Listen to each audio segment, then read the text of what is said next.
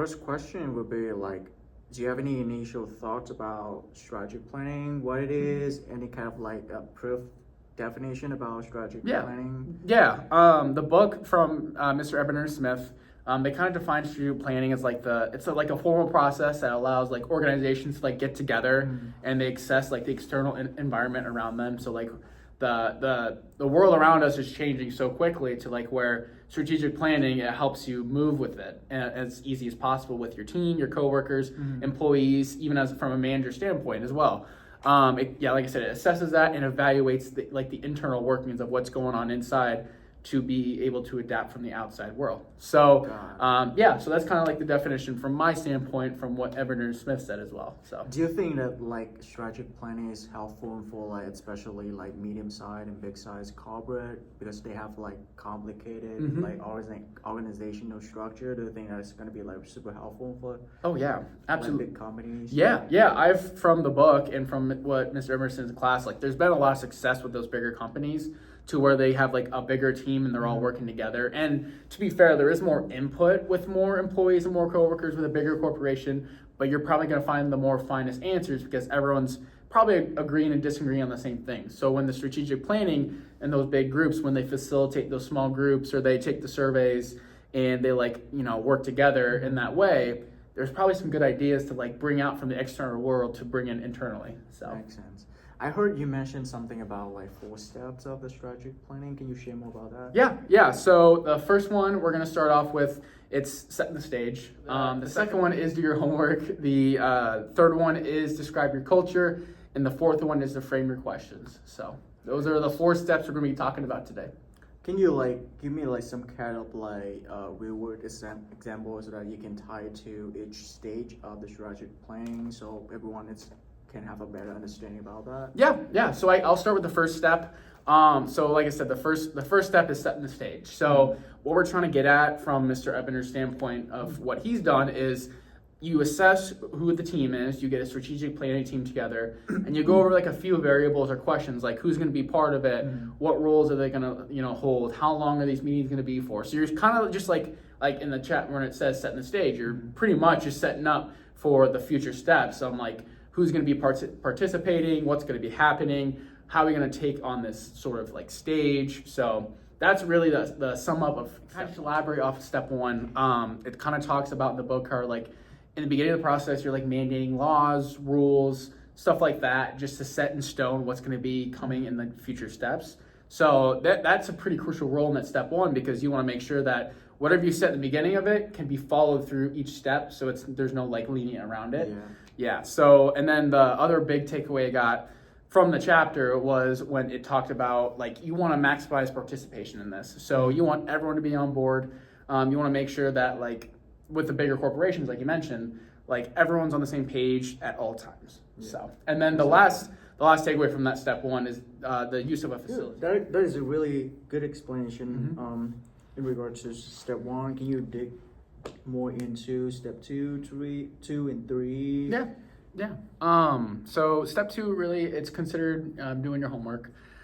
This step is very crucial for the people inside of that step 1. Like whoever's on board and who getting more people involved. So this actually sets like the tone for the people involved. So doing your homework is kind of just like outside of what's being happening.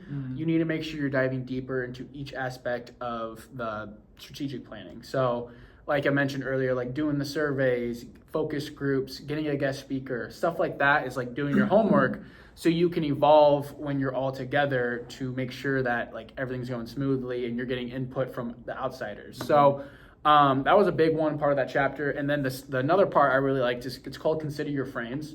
So the explanation it is, it's like a photo of like, it's divided into 3 things, hindsight, insight, and then foresight.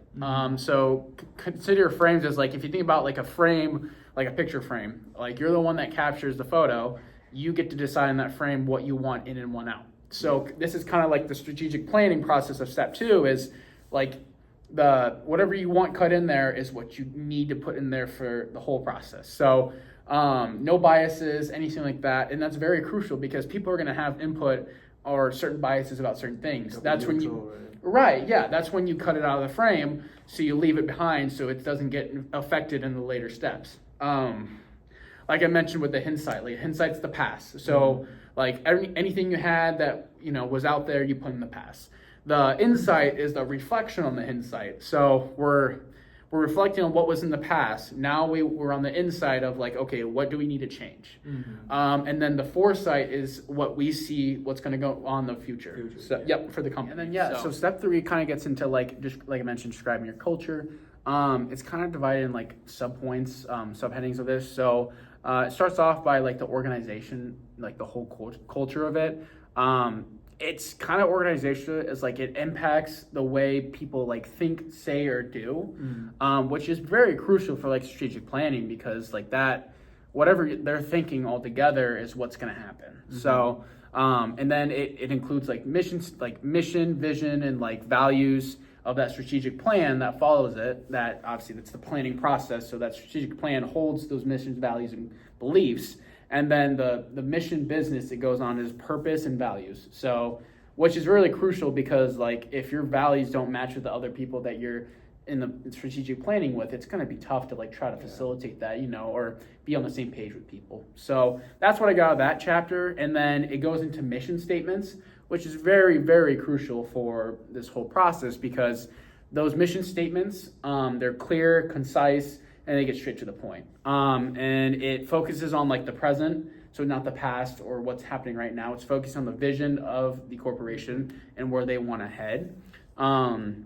What's also included with like core values, core beliefs, kind of like the philosophy of the organization. So what the organization holds, what it means, and kind of with those core values as well is like it governs policies, programs, and the procedures. Also informs and impacts all decisions. The stage for like framing the questions. Yep, framing the questions. So this was a very good step. I think it's a very important step that we talked about so far. It kind of initiates like the strategy aspect of the strategic planning. So we set the mission, we do our homework, and we see the vision now. Now we're kind of in the variable of like, okay, we need to be precise with the questions we're going to be asking, and really implement that strategy into the corporation. Like, yes, the brainstorming aspect is still there, but we're kind of dialing on more smallish stuff. So it really talks about more about like how the strategic area, strategic plans, and action steps that are thrown around, you want to make sure you don't have too many, because it might not be realistic for bigger corporations. So the example they use in the book is like, if we have 5 strategic areas, 5 strategic plans, and 5 action steps, 5 times 5 times 5, that's 125, questions or answers you're going to get. Now, if you bring it down to 3 times 3 times 3, only 27, which is doable for a company. So that's what the first part of the step talks about, is like dialing in on like the smaller stuff, like I mentioned, limiting to ourselves around 25 to 30 action steps. Another big takeaway was like a translation of data. So from that intelligence, so like once a team, we're bringing like positive and negative data together, we need to make sense of that data. We need to convert it into action plans and action steps, so that we're not just focusing on the strengths of the company, we're also focusing on the weaknesses. Because if we only focus on strengths, our weaknesses are only just going to grow with that strength. So making sure, especially with like opportunities and threats. So that was a huge part of this stage as well, just like not focusing on one part. And kind of to lean off of that, it talks about how like the set of facts that we get from that analysis, it starts from information, and then managers and leaders make sense of that context and put in our own organization, which starts to become intelligent. Been enjoying your explanation so far, but we both work at enterprise, so we know how it works. But I just want to see. Let's pick one of the 4 steps and then put into the practices to see like how it works at enterprise. Yeah. I'd love to just really dial on one and kind of explain the 4. I would say like, for example, like the first like setting the stage, that sticks out to me as the most important, because it sets the tone for the later steps. So when it comes to like implementing strategic planning into like enterprise, when you get, how we promote within. So we're getting new management trainees that are getting promoted to assistant managers, branch managers, etc. So to implement like a strategic planning, it wouldn't be too hard to get people on board there because everyone has the same mission and vision to rent Yeah. cars and to make money. So if we're ever needing like strategic planning and enterprise, setting the stage would be a huge one because you work with a group of 8 or a group of 10. So getting people on board, but it would be easy because like I mentioned, we're all in there for one goal, one vision. Yeah. So that would be the easy part. And then the next one would be like assessing roles. So as a manager, which I mentioned earlier, that like you managers have to also be leaders too. Yeah. So there's 2 parts to the strategic planning, managers and leaders. So assessing the roles for like managers to be like the one doing your homework or describing the culture. Like you're the ones that are front runners because you see the whole vision and you get on the balcony like I mentioned. And then like the management trainees or like the management assistants, they're the ones that are like providing like the feedback and doing the surveys and getting in the focus group. So I think that it just really just sets the stage for like the company you work for, the business you work for. And it starts, like I mentioned, like everyone's on the same page, doing your homework, describe your culture, and framing the questions where we all probably have similar answers to questions anyways because we all see the same thing. But from your aspect, like you're the one that needs to facilitate and make sure that everyone's on the same path. So Cannot agree more.